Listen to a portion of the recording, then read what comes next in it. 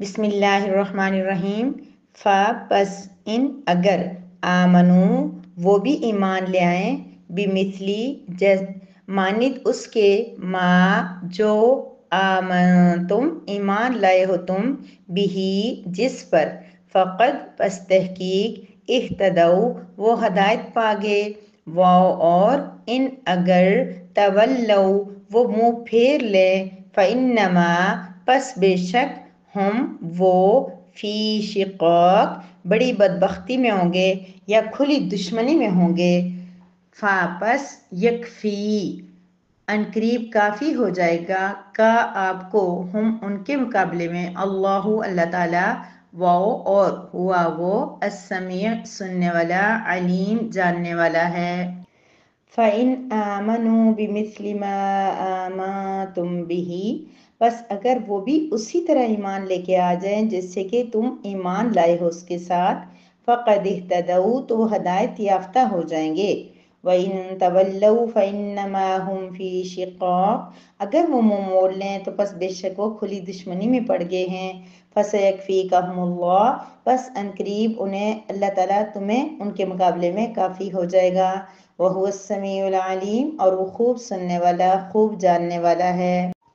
نحمدہ ونصلی علی رسولہ الکریم، اما بعد۔ سورہ بقرہ کی آیت نمبر 137 ہے، جس میں اللہ رب العزت ایمان کے لیے ایک نمونہ پیش کر رہے ہیں، ہمارے سامنے بھی اور یہود و نصارہ کے لیے بھی۔ اللہ پاک یہ فرما رہے ہیں کہ فَإِنْ آمَنُوا بِمِثْلِ مَا آمَنْتُمْ بِهِ فَقَدِ اهْتَدَوْا اے مسلمانوں، اے یہود و نصارہ، اے مشرکین مکہ،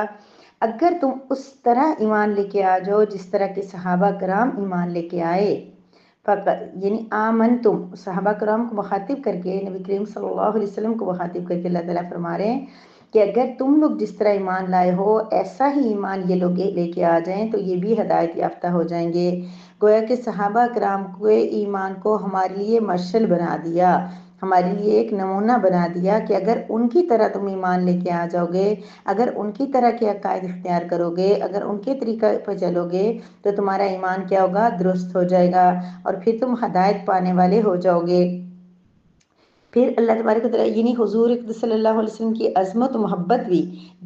ایسی ہی اللہ تعالیٰ کو مطلوب ہے جیسی صحابہ کرام کے دل میں آپ صلی اللہ علیہ وسلم کی تھی۔ اس سے کمی بھی جرم ہے اور اس سے زیادتی بھی غلو اور نافرمانی ہے، یعنی کہ صحابہ کرام کے طریقے پر بھی ہم نے ایمان لانا ہے۔ کیوں کہ اللہ رب العزت ہے، چونکہ صحابہ کرام جو کام بھی کرتے تھے، یعنی کہ جو ان کے ایمان تھے، اعتقاد تھا اللہ کی ذات پر، صفات پر، فرشتوں، انبیاء، آسمانی کتب، یوم آخرت، جنت، جہنم، ان سب کے متعلق ان کو سب کچھ سکھایا تھا نبی کریم صلی اللہ علیہ وسلم نے، اور ان کا عمل تھا نبی کریم صلی اللہ علیہ وسلم کے سامنے۔ جب وہ جو کام بھی کرتے تھے نبی کریم صلی اللہ علیہ وسلم کے سامنے کرتے تھے تو ان کی تربیت آپ نے کی تھی، اس لیے ان کا جو کام ہوگا وہ کام درست ہوگا، وہ کام صحیح ہوگا اور وہ طریقہ صحیح ہوگا۔ اسی لیے ہم لوگ جب یہ کہتے ہیں کہ فلاں کام جو ہے نا ابھی بدعت ہے یا اس طرح ہے، کیوں ہم پہلی دلیل یہ دیتے ہیں کہ یہ کام صحابہ کرام نے نہیں کیا، خلفائے راشدین نے نہیں کیا، صحابہ نے نہیں کیا، لہٰذا یہ کام ہمارے لیے بھی اتنا معتبر نہیں ہے، کیونکہ اللہ تعالیٰ نے ہمیں کہہ دیا کہ بِمِثْلِ مَا آمَنْتُمْ جو ان کا ایمان تھا ان کے ایمان جیسا ایمان تم نے لانا ہے، انہی کی طرح تم کرو گے، انہی جیسا ایمان، پختہ یقین ہر حال میں اللہ کے اوپر، تو پھر تمہارا ایمان قبول ہو گیا۔ اور پھر فرمایا وَإِن تَوَلَّوْا فَإِنَّمَا هُمْ فِي شِقَاقٍ اگر تم ایسا کرو گے، یعنی تم بھی صحابہ کے طریقوں پہ چلو گے،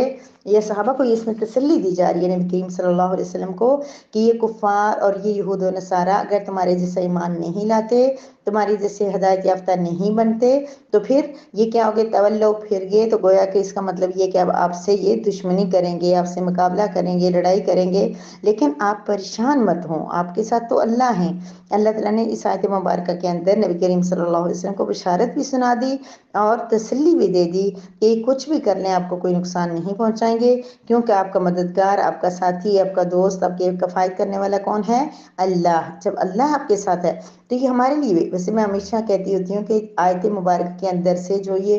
جیم توبہ وغیرہ لکھا ہوتا ہے، وقف کے اصول ہوتے ہیں، ان کے ساتھ درمیان میں الگ سے کوئی جملہ آ رہا تو اس کو ہم الگ کر کے بھی تشریح اپنے حساب سے کر سکتے ہیں۔ اب یہ فَسَيَكْفِيكَهُمُ اللَّهُ، اللہ ہمیں بھی کہہ رہے ہیں کہ دین کے اندر مشکلات آئیں، مسائل آئیں، پریشانیاں آئیں یا عام دنیا میں بھی آئیں، لیکن کوئی ہم لوگ حق پہ ہوں، سچ پہ ہوں، غلط نہ ہوں، ہم کسی کے ساتھ زیادتی کر رہے ہوں پھر ایسا نہیں ہوگا، لیکن کوئی ہمارے ساتھ زیادتی کر رہا ہو اور ہم اس کو اللہ کی رضا کی خاطر معاف کر دیں، ہم برداشت کر لیں، فَسَيَكْفِيكَهُمُ اللَّهُ۔ میری پیاری بہنوں، اللہ پاک نے ہمارے لیے کیا کہہ دیا؟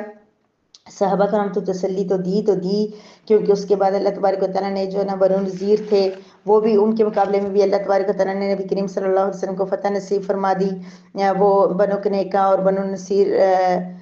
جو تھے ان کو وہاں سے نکال دیا گیا، اور اس کے بعد بنو قریظہ کو قتل کر دیا گیا، ان کے مردوں کو، اور اس طرح تو اور اس کے علاوہ دیکھیں کہ کہاں کہاں تک دین پھیلایا، تو اللہ تعالیٰ نے اپنے وعدہ ان سے صحابہ کرام سے نبی کریم صلی اللہ علیہ وسلم سے پورا کیا۔ نبی کریم صلی اللہ علیہ وسلم کی دنیا سے رخصت فرمانے کے بعد کے وقت تک اس مسلمانوں کو مکمل طور پہ غلبہ نصیب ہو چکا تھا، تو یہ اللہ تعالیٰ نے ان سے فتح اور نصرت کی جو وعدہ کیا تھا وہ پورا ہو گیا۔ وَهُوَ السَّمِيعُ الْعَلِيمُ، کیونکہ اللہ تعالیٰ سنتا بھی ہے، جانتا بھی ہے۔ لیکن میرے اور آپ کے لیے اس آیت مبارکہ کے اندر کیا تسلی ہے؟ وہ یہ ہے کہ اللہ تعالیٰ فرما رہے ہیں کہ جب بھی تمہیں کسی کی بے جا مخالفت کا سامنا کرنا پڑے، کوئی آپ کے ساتھ زیادتی کرے، تو بندہ اتنا پریشان ہو جاتا ہے، میں اتنا کوشش کر رہا ہوں، میرا اتنا اچھا رویہ ہے، لیکن فلاں پھر بھی میری بات نہیں مان رہا، فلاں پھر بھی میرے خلاف باتیں کرتا ہے، فلاں پھر بھی میرے ساتھ تعصب اور غصہ اور نفرت رکھتا ہے، ضد رکھ رہا ہے، تو پھر اس کا جواب یہ ہے کہ فَسَيَكْفِيكَهُمُ اللَّهُ، اگر آپ حق پر ہیں تو عنقریب آپ کے مقابلے میں آپ کے دشمن کو اللہ تعالیٰ کافی ہو جائیں گے۔ ہمارے لیے بھی یہ دیکھیں الگ سے جملہ کیوں بولا گیا؟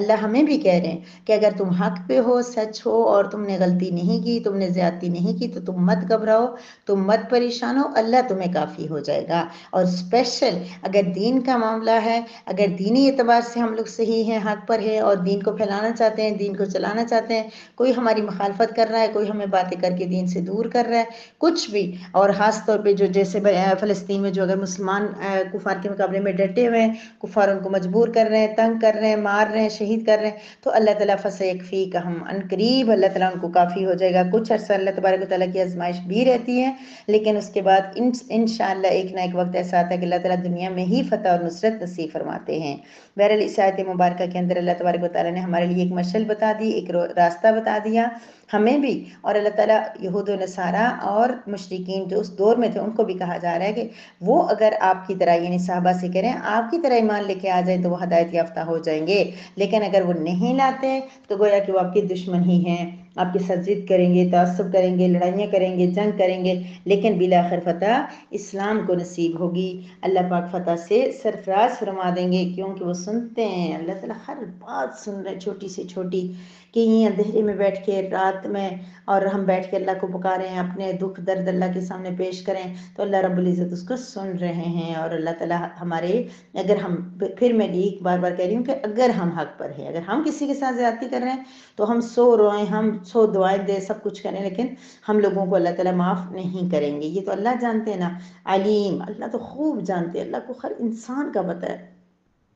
میں بے شک 100 دعوے کروں، 100 باتیں کروں، لیکن اللہ کو پتہ ہے کہ میں کہاں صحیح ہوں کہاں غلط ہوں۔ وآخر دعوانا ان الحمد للہ رب العالمین۔